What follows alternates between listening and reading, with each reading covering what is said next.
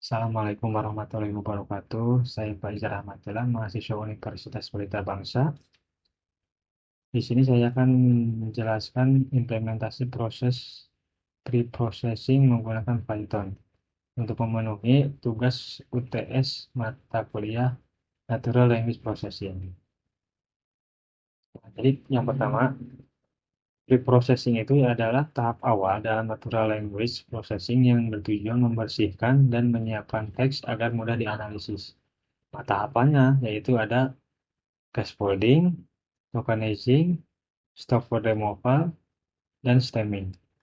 Nah, tahap yang pertama yaitu melakukan import library yang dibutuhkan.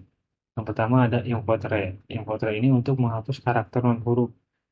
Terus selanjutnya yaitu import NLTK. NLTK ini untuk tokenisasi atau stop word. Dan yang selanjutnya ada sastrawi. Sastrawi ini untuk stemming bahasa Indonesia. Nah, langkah selanjutnya yaitu melakukan input teks asli. Nah, di sini teks yang digunakan yaitu pemerintah Indonesia terus berupaya meningkatkan literasi digital di kalangan masyarakat. Program ini bertujuan agar pengguna internet lebih bijak dalam menggunakan media sosial serta mampu mengenali informasi hoax. Untuk lebih jelasnya, kita akan melakukan run dulu terhadap poin ini.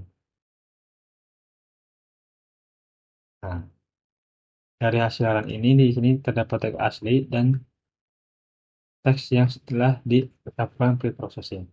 Yang pertama ada scaffolding, yaitu di scaffolding ini ada proses normalisasi huruf agar seluruh teks menjadi konsisten. Jadi langkah-langkahnya yaitu mengubah seluruh huruf, semua huruf menjadi huruf kecil atau lowercase. Jadi kayak misalkan pemerintah P-nya besar menjadi P kecil, kayak Indonesia I-nya bisa menjadi I kecil.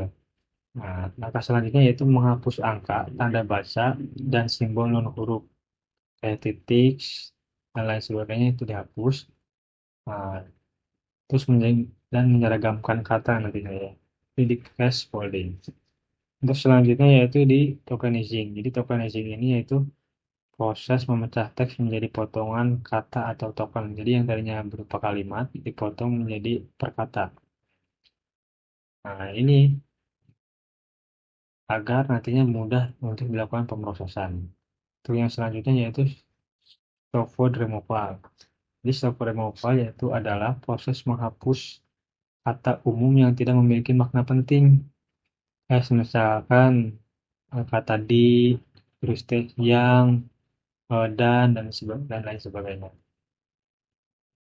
Nah, untuk proses selanjutnya yaitu stemming. Stemming ini jadi mengubah kata menjadi bentuk dasarnya menggunakan library sastrawi. Misalkan contohnya berupaya menjadi upaya, terus meningkatkan menjadi tingkat, terus menggunakan menjadi guna. Jadi mengubah kata menjadi bentuk paling dasar. Terima kasih. Untuk tugas yang selanjutnya yaitu representasi teks. Representasi teks ini yaitu mengubah kalimat menjadi angka agar dapat dipahami oleh komputer. Nah, biasa digunakan di Natural Language Processing. Metode yang akan kita bahas yaitu ada Wave of Words, TF-IDF, dan Word 2C. Tahap yang pertama yaitu mengimport library yang dibutuhkan. Nah, di sini ada form sequence feature extraction, import convectorizer. Nah, terus from Genshin model, terus import Word V2C dan import pandas SPD. Tujuannya menyiapkan alat untuk membuat representasi step.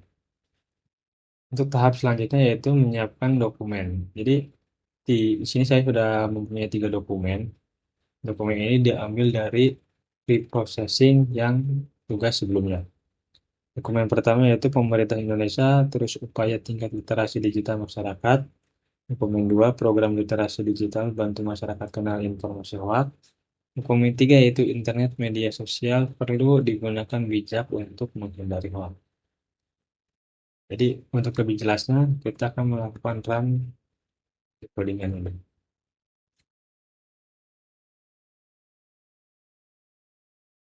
Nah, di sini ada hasil representasi dari Wave of Word. Jadi Wave of Word ini itu menghitung frekuensi kemunculan setiap kata di dokumen.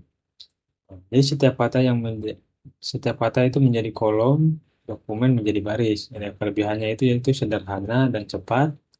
Kekurangannya tidak memahami makna atau urutan kata. Terus yang selanjutnya ada representasi TF-IDF. Nah, ini itu konsepnya itu jadi menghitung bobot kata berdasarkan pentingnya dalam dokumen. Kalau misalkan TF itu seberapa sering kata itu muncul, sedangkan IDF itu seberapa langkah kata tersebut di seluruh dokumen. Kelebihannya yaitu menekankan kata penting seperti hoax atau literasi. Kekurangannya masih berbasis frekuensi belum makna. Untuk yang selanjutnya yaitu ada factoring vector word 2ph. Nah, jadi di sini itu konsepnya mengubah setiap kata menjadi vektor angka berdimensi. Jadi berdasarkan makna dan konteks kata dalam kalimat. Jadi kelebihannya itu yaitu memahami konteks dan hubungan sistematik. Dan kekurangannya itu perlu data dan pelatihan model. Yaitu. Nah, jadi setelah dibandingkan dengan konsepnya itu, jadi jadi kesimpulannya itu jadi break of word itu jadi hitung frekuensi kata, TF-IDF itu beri bobot kata penting berdasarkan frekuensi dan kelangkaannya, sedangkan word 2VEC yaitu ubah tiap kata menjadi vektor angka berdimensi atau berdasarkan makna. Jadi kesimpulannya itu yaitu representasi teks itu langkah penting dalam NLP. Jadi kalau BOW itu menghitung frekuensi kata, TF-IDF mengenal kepentingan kata, Word to VEC memahami makna dan konteks. Seperti itu. Sekian yang bisa saya sampaikan. Kurang lebihnya saya mohon maaf. Assalamualaikum warahmatullahi wabarakatuh.